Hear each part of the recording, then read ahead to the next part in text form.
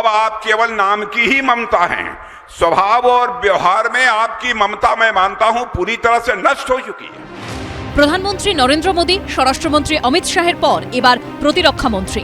সন্দেশখালী ইস্যুতে লোকসভা ভোটের প্রচারে চাঁচা ছোলা ভাষায় মুখ্যমন্ত্রী মমতা বন্দ্যোপাধ্যায়কে আক্রমণ করলেন রাজনাথ সিং।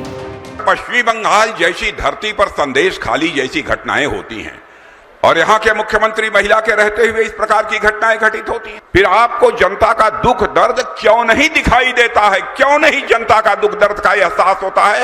मैं यह आपसे पूछना चाहता हूं। और मैं ममता जी पूछना चाहता हूं, कहां चली गई आपके दिल की ममता?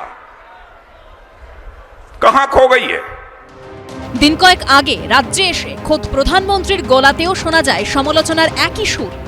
ममता दीदी की सरकार में हमारी बहन बेटियां सुरक्षित नहीं है।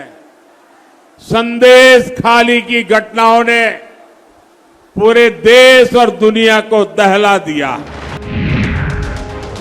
অপরাধী এবং দুর্নীতিরা মিলিয়ে একটা দল করেছে, তার নাম তৃণমূল কংগ্রেস। তার মূল নেত্রী মমতা ব্যানার্জি, এবং তারপর চলতে চলতে তলায় কে শাহজাহান, কে শিবু ইত্যাদি ইত্যাদি। ফলে তৃণমূলের রাজত্ব মানে দুর্নীতি এবং দুষ্কৃতির বাহিনী যারা, তাদের রাজত্ব। সন্দেশখালীর সাধারণ মানুষ যথাযথভাবেই তাদের অভিযোগ করেছেন।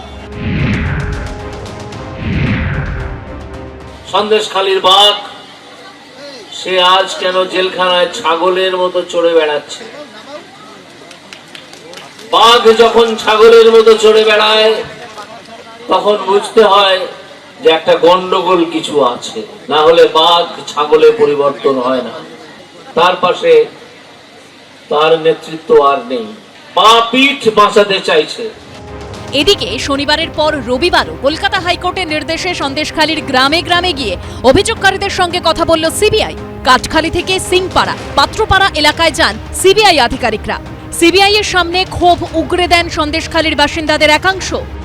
কলকাতা হাইকোর্টের যে নির্দেশ, সেই নির্দেশ অনুযায়ী বিভিন্ন জায়গাতে ইনকোয়ারি করে তারা রিপোর্ট পেশ করবেন আদালতে, এবং তার আগে সন্দেশখালীতে এই কাঠখালী অঞ্চল, সেখানে জমি দখলের যে অভিযোগ তোলা হয়েছে স্থানীয় বাসিন্দাদের তরফ থেকে, সেই অভিযোগের ভিত্তিতে ইতিমধ্যে তারা অনুসন্ধান করার জন্য এসে পৌঁছেছেন। প্রায় 52 বিঘে জমি নিয়ে নিচ্ছে, আমাদের জমি নদীগত করে দিচ্ছে কিছু। এই আলী সাহেব, শাহজাহান শেখ, এদের দলবল মিলে এরা এই জমিগুলো জবরদখল ভরাট করে না, আর গেস্ট হাউসে নিচ্ছে। ওনারা বললো আপনাদের একটা চাকরি দেওয়া হবে এবং মার্কেটে জায়গা একটা করে ঘর দেওয়া হবে। কিছুদিন পরে দেখছি বামনডারি পাঁচিল হয়ে যাচ্ছে, বামনডারি পাঁচিল হয়ে যাচ্ছে। কি ব্যাপার? তো বলে না, এটা আমরা অফিস থেকে নিয়ে নিচ্ছি, এটা আমরা পাঁচিল দেবো, এই জমির পরে আপনারা আসবেন। আমি কি করে বলবো? সিবিআই বলতে পারে আর আপনি বলতে পারেন, আমি জানি না।